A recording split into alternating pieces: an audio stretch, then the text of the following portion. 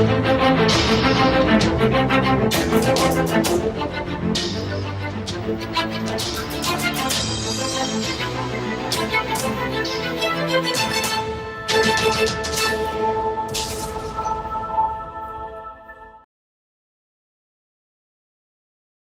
Capitals நிறைய பேர் என்ன கேட்டிருந்தாங்கன்னா ரேஷியோ ஸ்ப்ரெட் அப்படிங்கிறத பற்றி கேட்டிருந்தாங்க. அப்படின்னா என்ன, அதோட பயன்பாடுகள் என்ன, எப்பப்போ பயன்படுத்தணும், நீங்கள் தனிப்பட்ட முறையில் பயன்படுத்துகிறீங்களா, இப்போ பயன்படுத்தலாம், ஏன் பயன்படுத்தலை, அதுக்கான காரணம் கேட்டிருந்தாங்க. ஸோ இந்த காணொலியில் ரேஷியோ ஸ்ப்ரெட் பற்றி ஓரளவுக்கு விரிவாக பார்க்கலாம். சரி, ஸோ ரேஷியோ ஸ்ப்ரெட்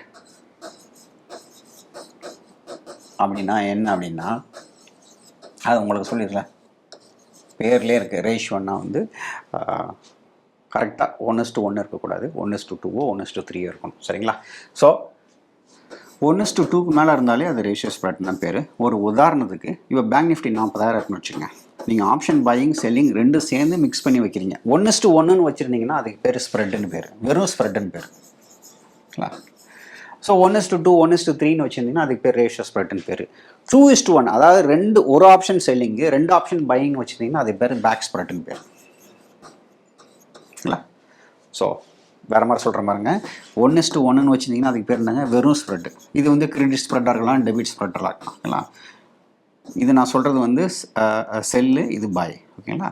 இப்போ 1 பாய் 2 செல்லு அப்படி இருந்ததுன்னா இதுக்கு பேர் ரேஷியோ ஸ்ப்ரெட்டுன்னு பேர். ஓகேங்களா? இப்போ 1 செல்லு 2 பாய், இது வந்து பாய், இது வந்து செல், இது வந்து செல்லு, இது வந்து பாய். இப்படி பண்ணிங்கன்னா பேக் ஸ்ப்ரெட்டுன்னு பேர்.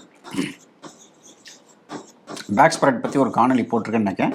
இது பெரும்பாலும் ஈவெண்ட்டுக்கு ரொம்ப நல்லாயிருக்கும். ஸோ நீங்கள் அதுக்கு பயன்படுத்தலாம். இது நான் டைரக்ஷனலுக்கு பயன்படுத்தலாம். ஸோ இப்போ நம்ம பேச போகிறது ரேஷியோ ஸ்ப்ரெட். ரேஷியோ ஸ்ப்ரெட் எதுக்கு பயன்படுத்தலாங்கிறது தான் இப்போடைய நம்மளுடைய பேச்சு. ஸோ அதுக்கு நம்ம போகலாம். சரிங்களா? ஸோ இதை எடுத்துக்கிட்டோம்னா எப்படி வரும் அப்படின்னு பார்க்கலாம். சரிங்களா?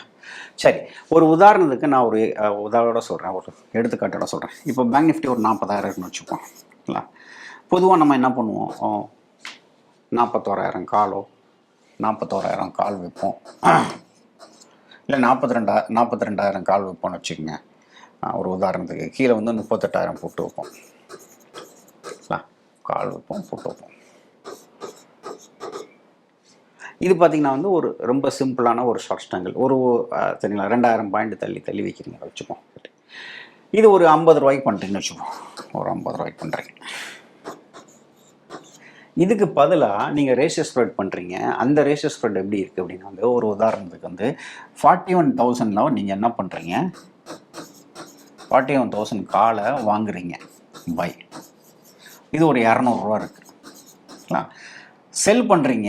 எதை செல் பண்ணுறீங்கன்னா 41,500 செல் பண்ணுறீங்க கால். அது ஒரு 150 ரூபா இருக்குன்னு வச்சுப்போம். இது 2 லாட்டு இது ஒரு லாட்டு பண்ணுறீங்க, இது 2 லாட்டு பண்ணுறீங்க, இது ஒரு லாட்டு. இது பண்ணுறதுக்கு பதிலாக இதை பண்ணுறீங்க கால் ரேஷியோ ஸ்ப்ரெட். அதே மாதிரி புட்லேயும் பண்ணுறதா வச்சுப்போம். அதாவது எப்படின்னா 200 ரூபாய்க்கு பை பண்ணுவீங்க, 150 ரூபாய்க்கு விற்பீங்க. அப்போது எவ்வளோக்கு பை பண்ணியிருக்கீங்க, 200 ரூபாய்க்கு பை பண்ணியிருக்கீங்க. கரெக்டுங்களா? எவ்வளோ ரூபாய்க்கு செல் பண்ணிக்கிறீங்க, 150 × 300 போட்டிங்கன்னா என்ன ஆகுதுன்னா 150 × 2 போட்டிங்கன்னா 300 ரூபா ஆகுது. அப்போது எவ்வளோ ஆகுதுங்க, 100 ரூபா உங்களுக்கு கிரெடிட்டு. இது எத்தனை லாட்டுக்கு கிரெடிட்டு, 2. டிவைட் பை 2 போட்டிங்கன்னா எவ்வளோ ஆகுது, ஒரு லாட்டுக்கு 50 ரூபா இருக்குங்களா? ஸோ இப்படியும் பண்ணலாம், இல்லை வந்து தூரமாக செல் பண்ணவும் செய்யலாம். 42,000 காலை விற்கிறது ஒன்று தான், இந்த மாதிரி வந்து 200 ரூபாய்க்கு பை பண்ணிட்டு 150 ரூபாய்க்கு பண்ணுறது ஒன்று. கிட்டத்தட்ட ஐசோமார்பிக் ஃபார்ம் வருது. ஆனால் எக்ஸாக்டாக ஐசோமார்பிக் ஃபார்ம் கிடையாது. இதோட பிரேக் ஈவன் இதை விட கொஞ்சம் குட்டியாக இருக்குன்னு வச்சுக்கோங்களேன். கரெக்டாக 42,000 இருக்குது, 42,000 ஒரு 100 பாயிண்டோ 200 பாயிண்டோ கொஞ்சம் குட்டியாக இருக்கும். அது ஏன்னா நான் அப்புறம் சொல்கிறேன். சரிங்களா? ஸோ இது பண்ணுறதுக்கு போல் இந்த ரேஷியோ ஸ்ப்ரெட் பண்ணலாமா அப்படின்னு பார்த்தீங்கன்னா தாராளமாக பண்ணலாம். இது ஒரு காலத்தில் நான் பண்ணியிருக்கேன். மந்த்லிலையும் பண்ணியிருக்கேன், வீக்லிலையும் பண்ணியிருக்கேன். இந்த ரேஷியோ ஸ்ப்ரெட் உண்மையிலேயே நல்லா விளைச்சியும். சரி, இப்போ இந்த ஷார்ட் ஸ்டாங்கிள் பண்ணுறதுக்கு பார்த்தீங்கன்னா இந்த ரேஷியோ ஸ்ப்ரெட் பண்ணுறதுனால என்ன அட்வான்டேஜ், இதுலேயும் 50 ரூபா தான் கிடைக்கி, அதுலேயும் 50 ரூபா தான் கிடைக்கி அப்படின்னு சொல்லும்போது வந்து இங்கே தான் ரேஷியோ ஸ்ப்ரெட்டில் சில அட்வான்டேஜஸ் இருக்குது. என்ன அட்வான்டேஜஸ்னால், மார்க்கெட் சற்று மூவ் பண்ணும்போது உங்களுக்கு வந்து எம்டிஎம் வந்து ஏறாது. காமா எஃபெக்டில் ரொம்ப நல்லாயிருக்கும். ஏன்னா ஒரு ஆப்ஷன் பை வச்சுருக்கீங்களே, ஃப்ரண்ட்டில் ஒரு ஆப்ஷன் பை வச்சுக்கிறீங்க, கால் சைடும் சரி புட் சைடும் சரி, 2 சைடும் போட்டிங்கன்னா அது வந்து டபுள் ரேஷியோ ஸ்ப்ரெட்டுன்னு பேர் வந்து. ஸோ வச்சுருக்கிறதுனால வேகமாக மூவ் பண்ணால் உங்களுக்கு ஆப்ஷன் பை ப்ராஃபிட் தரும். ரெண்டாவது, என்னைக்காவது மார்க்கெட் வந்து இது ரெண்டுக்கும் நடுவில் நிறுத்துன்னு வச்சுக்கலாம், அடிக்கடி நிறுத்தும். 41,000க்கும் 41,500க்கும் நடுவில் நிறுத்திங்கன்னா உங்களுக்கு ஆப்ஷன் பைலேயும் ப்ராஃபிட்டு, செல்லுலேயும் ப்ராஃபிட்டு. ஆனால் நீங்கள் ஸ்ட்ராங்கிள் பண்ணிங்கன்னா அதில் மட்டும்தான் ப்ராஃபிட் இல்லை. அதே நேரத்தில் இப்போ ஏதாவது ஒரு ஆப்ஷன் மேலே போயிடுச்சுன்னா கீழே உள்ள ஆப்ஷன் கரைஞ்சிரும்னு வச்சுக்கோங்க. அதனால் பெரிய ப்ராஃபிட் வர முடியாது.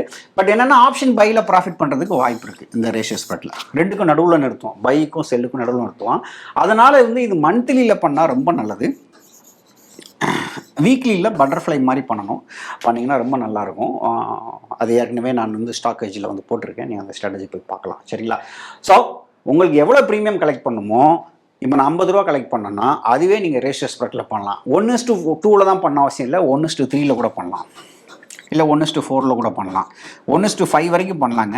1:5க்கு மேலே பண்ணிங்கன்னா அது சும்மா ஏதோ பேருக்கு பண்ணுற மாதிரி தான் இருக்கும், அது வேணாம். 1:4 கூட நிறுத்திக்கிறது நல்லது, தேவைப்பட்டால் 1:5ல் பண்ணிக்கலாம். சரிங்களா? ஆனால் ஒரு லாட்டு செல்லுக்கு எவ்வளோ கலெக்ட் பண்ணுறங்கிறது தான் முக்கியம் இல்லை. சரி, அப்படி என்னங்க இந்த ரேஷியோ ஸ்ப்ரெட்டில் இருக்குது, இது என்ன பண்ணணும் அப்படின்னு பார்த்தீங்கன்னா பொதுவாக நீங்கள் ஆப்ஷன் ப்ரீமியம் எடுத்தீங்கன்னா இது அர்த்தி மணின்னு வச்சுக்கோங்க. சரிங்களா? இது ஃபுல்லாக கால் ஆப்ஷன் வச்சுக்கோங்க, இல்லை இந்த பக்கம் கால் ஆப்ஷன் வச்சுக்கோங்க, இந்த பக்கம் ஃபுல்லாக கால் ஆப்ஷன், இந்த பக்கம் ஃபுல்லாக புட் ஆப்ஷன். ஓகேங்களா? இது அர்த்தி மணின்னு வச்சுக்கோங்க. ஓகேங்களா? பொதுவாக இந்த 1 ஸ்டாண்டர்ட் டிவியேஷன் வச்சுக்கோங்க, இது 1 ST, இது 2 ST வச்சுக்கோங்க ஒரு உதாரணத்துக்கு ஸ்டாண்டர்ட் டிவியேஷன், இது 3 ST வச்சுக்கோங்க. பொதுவாக இந்த 3 ST தான் முதல்ல கரையும், வேகமாக கரையும். இந்த ஓடிஎம் ஆப்ஷன் தான் வேகமாக கரையும். அதுக்கடுத்து பார்த்தீங்கன்னா நாளாக ஆக இது குறையும், அப்புறம் பார்த்தீங்கன்னா இது குறையும். இதுதான் யதார்த்தம். அதாவது ஆப்ஷன் ப்ரீமியம் இப்படி இருக்குன்னா இது ரொம்ப ஃபார் ஓடிஎம்னா, இது ஃபார் ஓடிஎம்னா இப்படி தான் கரையும். அர்த்தி மணியில் உள்ளது எக்ஸ்பைரி கிட்ட தான் கரையும். ஸோ நீங்கள் ரேஷியோ ஸ்ப்ரெட் எடுக்கும்போது எங்கே குறையா கரையுமோ அங்கே ஆப்ஷன் பை பண்ணிடுங்க, இங்கேயும் ஆப்ஷன் பை பண்ணிடுங்க. எங்கே வேகமாக கரையுதோ அங்கே செல் பண்ணிடுங்க. புரிஞ்சுக்கிட்டீங்களா? ஸோ நம்ம கிரெடிட்னு பார்க்குறோம், கிரெடிட் 50 ரூபான்னு பார்க்குறோம், ஆனால் உண்மையிலே பார்த்தீங்கன்னா பை ஆப்ஷன் மெதுவாக தான் கரையும். ஏன்னா அது ஏடிஎம் கிட்ட இருக்கிறதுனால மெதுவாக தான் கரையும். செல் ஆப்ஷன் வேகமாக கரையும். ஸோ இது ரேஷியோ ஸ்ப்ரெட்டோட அட்வான்டேஜஸ். இது எங்கே நல்லா வேலை செய்யணும்னா எப்போல்லாம் ஹை விக்ஸ் இருக்கோ அப்போல்லாம் வேலை செய்யணும். ஏன் இது ஹை விக்ஸில் வேலை செய்யுதுன்னா ஓடிஎம்மில் நீங்கள் செல் பண்ணுறதுக்கும் பயமாக இருக்கும், சரிங்களா? சும்மா இருக்கிறதுக்கும் பயமாக இருக்கும். நீங்கள் ரேஷியோ ஸ்ப்ரெட் போட்டிங்கன்னா திடீர்னு ஒரு மூவ்மெண்ட் வந்தால் கூட இந்த ஆப்ஷன் பை உங்களை காப்பாற்றும். புரியுதுங்களா உங்களுக்கு? ஆனால் மார்க்கெட் அங்கேயே நின்னாலும் கொஞ்சம் மூவ் பண்ணாலும் ஓடிஎம் வேகமாக கரையும். இது வேகமாக கரையுமா? ஆப்ஷன் பை வேகமாக கரையுன்னு கேட்டோம்னா செல் கரையிற அளவுக்கு வேகமாக கரையாது. ஏன்னா இது அர்த்தி மணி கிட்ட இருக்குது, அது இந்தி மணி போகிறதுக்கான வாய்ப்பு ரொம்ப ரொம்ப அதிகம். விக்ஸ் எல்லாம் குறைஞ்சதுன்னா காசு கொட்டிடும் உங்களுக்கு அந்த ரேஷியோ ஸ்ப்ரெட்டில். ஸோ இதுதாங்க ரேஷியோ ஸ்ப்ரெட்டில் உள்ள இது ஸோ காமா எஃபெக்ட் ஓரளவுக்கு தப்பிக்கலாம். ஹை விக்ஸில் உங்களுக்கு நல்லாயிருக்கும். கிரெடிட் நீங்கள் கலெக்ட் பண்ணதை விட வேகமாக வர்றதுக்கு வாய்ப்பு இருக்குது. சைக்காலஜிக்கலாக பார்த்தீங்கன்னா மனதுக்கு ரொம்ப நெருக்கமாக இருக்கும், ரொம்ப உங்களால் தாக்கு பிடிக்கிற அளவுக்கு லாஸு இருக்கிற மாதிரி ஒரு ஃபீலிங் இருக்கும். இதோட டிஸ்அட்வான்டேஜஸ் சொல்லிடுறேன். ஓகே, இதோட டிஸ்அட்வான்டேஜஸ் என்னென்னா லாங் ரனில் பார்த்தீங்கன்னா உங்களுக்கு ஸ்ட்ராங்கிள் கொடுக்குற ரிட்டர்னோட கொஞ்சம் கம்மியாக தான் கொடுக்கும். ஸ்ட்ராங்கிள் என்ன கொடுத்ததோ அதிலிருந்து ஒரு 80% தான் கொடுக்கும். ஸ்ட்ராங்கிள் அதிகமாக ரிட்டர்ன் கொடுக்கும், ஆனால் அதிகமாக ட்ராடவுன் இருக்கும். சரிங்களா? ஏன் அப்படின்னா 1000 தான் நீங்கள் விளக்கம் சொன்னாலும் ஆப்ஷன் பையில் ஒரு தீட்டா இருக்க தான் செய்யுது. ஸோ அந்த தீட்டாவை நீங்கள் சாப்பிட்டுக்கிட்டே தான் இருக்கும். அந்த தீட்டா நீங்கள் கன்சிஸ்டண்ட்டாக over a period of time பார்த்தீங்கன்னா நாளடைவில் நீங்கள் அந்த தீட்டா வெளியே கொடுத்துக்கிட்டே தான் இருப்பீங்க. ஸோ ஸ்ட்ராங்கிள் பண்ணுறது இதெல்லாம் நான் ஏன் சொல்கிறேன்னா பேக் டெஸ்ட் பண்ணும்போது உங்களுக்கு தெரிஞ்சு போயிடும் ரேஷியோ ஸ்ப்ரெட் நல்லதா ஷார்ட் ஸ்ட்ராங்கிள் நல்லதா. அதுக்காக ரேஷியோ ஸ்ப்ரெட் வேலை செய்யாதுன்னு இல்லை. ஸோ சைக்காலஜிக்கலாக பார்த்தீங்கன்னா உங்களால் தாங்க முடியும். ஸோ அதுதான் ரேஷியோ ஸ்ப்ரெட்டோட அட்வான்டேஜஸ். ஆனால் நிறையா ப்ராஃபிட் பண்ணிட்டீங்க, கான்ஃபிடன்ஸ் வந்துருச்சுன்னா நீங்கள் ஸ்ட்ராங்கிளே பண்ணிடலாம். அதை மேனேஜ் பண்ணுறதுக்கு நீங்கள் ஆப்போசிட்டில் செல் பண்ணுறது மற்ற இதெல்லாம் பண்ணிக்கலாம். ஹை விக்ஸில் நீங்கள் ரேஷியோ ஸ்ப்ரெட் போட்டுக்கலாம்.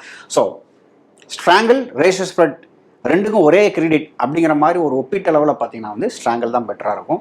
அதனால தான் நான் என்ன பண்ணுறேன், நாளடைவில் நான் என்ன பண்ணுறேன்னா ரேஷியோ ஸ்ப்ரெட்டு பட்டர்ஃப்ளைலேருந்து இதெல்லாம் வெளியேறி 1:1 ஸ்ப்ரெட்டு போயிட்டேன் நான். ஸோ எஸ்டிபிடிஆர் கூட அதனால் 1:1 போயிட்டேன். ஸோ அதில் உங்களுக்கு என்ன ஆகுனா 20% உங்களுக்கு கிடைக்கும். ஆனால் என்னென்னா இதில் சொன்ன மாதிரி இதில் டிடி கொஞ்சம் ஜாஸ்தியாக இருக்கும், இதில் டிடி கொஞ்சம் ஜாஸ்தியாக இருக்கும். ஆனால் ரேஷியோ ஸ்ப்ரெட்டில் பார்த்தீங்கன்னா டிடி கொஞ்சம் கம்மியாக இருக்கும். அதுதான் இதில் உள்ள அட்வான்டேஜ்.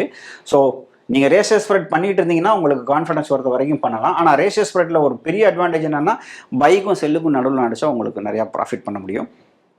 ஸோ இதெல்லாம் தான் பயன்கள். இது மாதிரி பல யுக்திகள் வந்து என்னோட பயிற்சி வகுப்பில் சொல்லித்தரேன். நீங்கள் வேணும்னா வந்து சென்னையிலையும் மதுரையிலையும் தமிழில் நடக்கு, கலந்துக்கலாம். மற்ற நகரங்கள் ஆங்கிலத்தில் நடக்கு. ஸோ இந்த காணொலி வந்து ரேஷியஸ் ஸ்ப்ரெட்னா என்ன, ஸ்ட்ராங்கலுக்கும் ரேஷியஸ் ஸ்ப்ரெட்டுக்கும் என்ன வித்தியாசம், இது பண்ணலாமா அது பண்ணலாமா, புதுசாக ஒருத்தவங்களுக்கு ரேஷியஸ் ஸ்ப்ரெட் ரொம்ப அருமையாக இருக்கும். ஸோ நீங்கள் இதை ட்ரை பண்ணலாம், பயம் வராது. ஸோ இது எல்லாமே ரேஷியஸ் ஸ்ப்ரெட்டோட நன்மைகள். இந்த காணொலி பயனுள்ளதாக இருக்கிற நம்ம இன்னொன்று காணொலியில் சந்திக்கலாம்.